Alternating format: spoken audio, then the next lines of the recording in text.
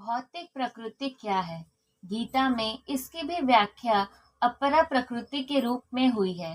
जीव को परा प्रकृति, उत्कृष्ट प्रकृति कहा गया है। प्रकृति चाहे परा हो या अपरा, सदैव नियंत्रण में रहती है। प्रकृति स्त्री स्वरूपा है और वह भगवान द्वारा उसी प्रकार नियंत्रित होती है जिस प्रकार पत्नी अपने पति द्वारा। प्रकृति सदैव अधीन रहती है, उस पर भगवान का प्रभुत्व रहता है, क्योंकि भगवान ही अध्यक्ष है। जीव तथा भौतिक प्रकृति दोनों ही परमेश्वर द्वारा अधिशासित एवं नियंत्रित होते हैं। गीता के अनुसार यद्यपि सारे जीव परमेश्वर के अंश हैं, लेकिन वे प्रकृति ही माने जाते हैं। इसका उल्लेख भगवद गीता के 7वें अध्याय में हुआ है। यह भौतिक प्रकृति मेरे अपरा प्रकृति है। प्रकृति विधि में पराम जीव भूताम महाबाहो यदेन धार्यते जगत। लेकिन इससे भी परे दूसरी प्रकृति है, जीव भूताम अर्थात जीव है। प्रकृति 3 गुणों से निर्मित है, सतोगुण, रजोगुण तथा तमोगुण। इन गुणों के ऊपर नित्य काल है। इन गुणों तथा नित्य काल के संयोग से अनेक कार्यकलाप होते हैं जो कर्म कहलाते हैं।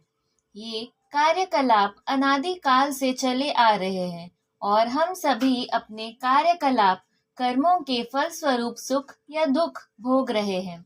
उदाहरणार्थ, मान ले कि मैं व्यापारी हूँ और मैंने बुद्धि के बल पर कठोर श्रम किया है और बहुत संपत्ति संचित कर ली है। तब मैं संपत्ति के सुख का भोगता हूँ। किंतु यदि मान ले कि व्यापार में मेरा सब धन जाता रहा तो मैं दुख का भोगता हो जाता हूँ। इसी प्रकार जीवन के प्रत्येक क्षेत्र में हम अपने कर्म के फल का सुख भोगते हैं या उसका कष्ट उठाते हैं। यह कर्म कहलाता है। ईश्वर, जीव, प्रकृति, काल तथा कर्म, इन सब की व्याख्या भगवद गीता में हुई है।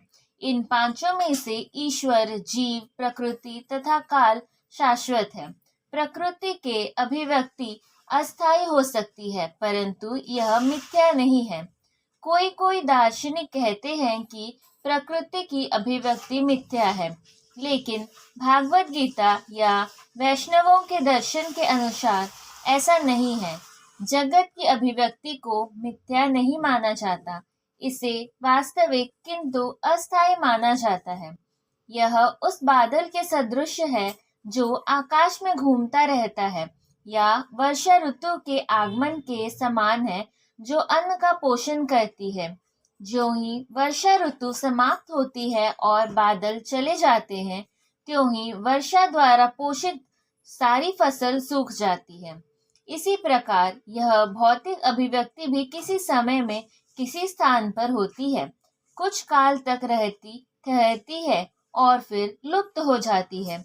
प्रकृति इस रूप में कार्यशील है, लेकिन यह चक्र निरंतर चलता रहता है।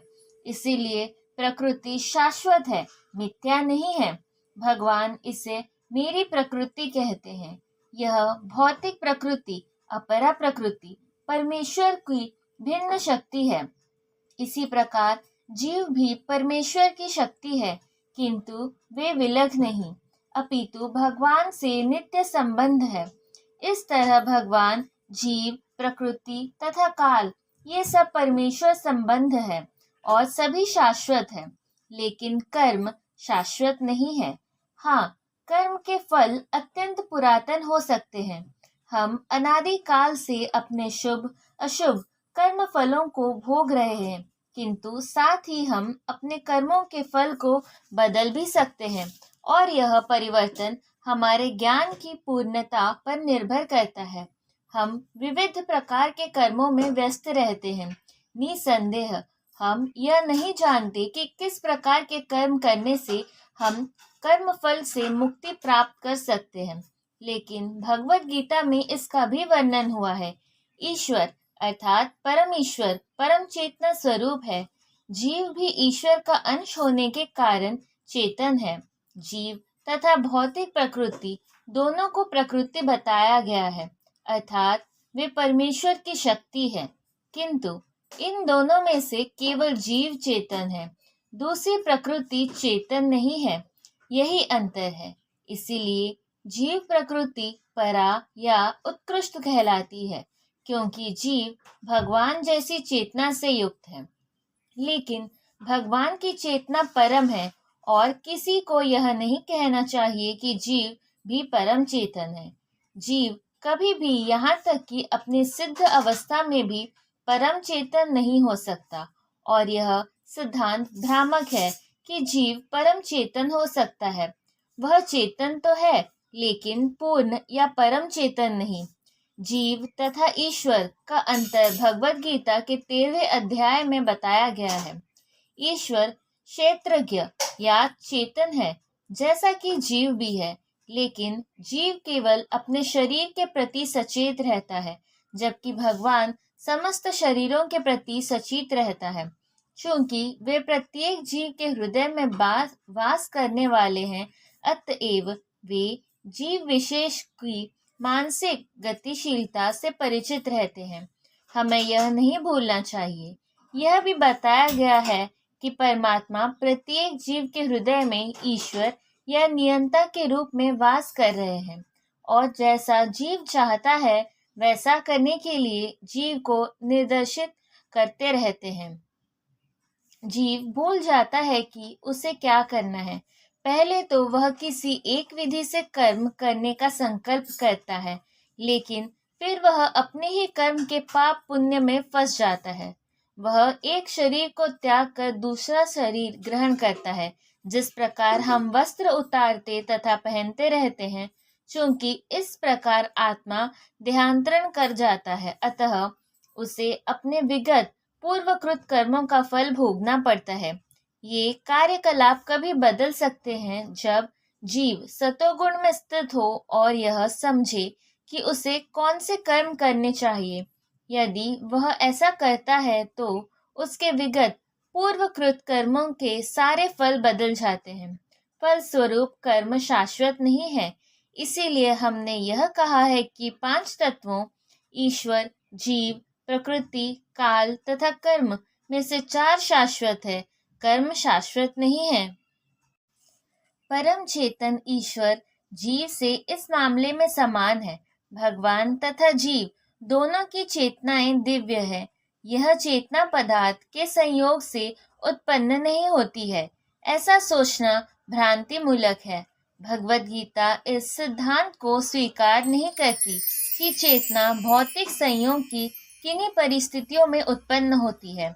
यह चेतना भौतिक परिस्थितियों के आवरण के कारण विकृत रूप से प्रतिबिंबित हो सकती है। जिस प्रकार रंगीन कांच के परावर्तित प्रकाश उसी रंग के प्रतीत होता है, किंतु भगवान की चेतना भौतिकता से प्रभावित नहीं होती है। भगवान कहते हैं, मयाध्यक्षेण प्रकृति है। जब वे इस भौतिक विश्व में अवतरित होते हैं तो उनकी चेतना पर भौतिक प्रभाव नहीं पड़ता। यदि वे इस तरह प्रभावित होते तो दिव्य विषयों के संबंध में उस तरह बोलने के अधिकारी न होते, जैसा कि भगवत गीता में बोलते हैं। भौतिक कलमश ग्रस्त चेतना से मुक्त हुए बिना कोई दिव्य जगत के विषय में कुछ नहीं कह सकता। अतः भगवान भौतिक दृष्टि से कलुषित, दूषित नहीं है। भगवत गीता तो शिक्षा देती है कि हमें इस कलुषित चेतना को शुद्ध करना है। शुद्ध चेतना होने पर हमारे सारे कर्म ईश्वर की इच्छा अनुसार होंगे और इससे हम सुखी हो सकेंगे।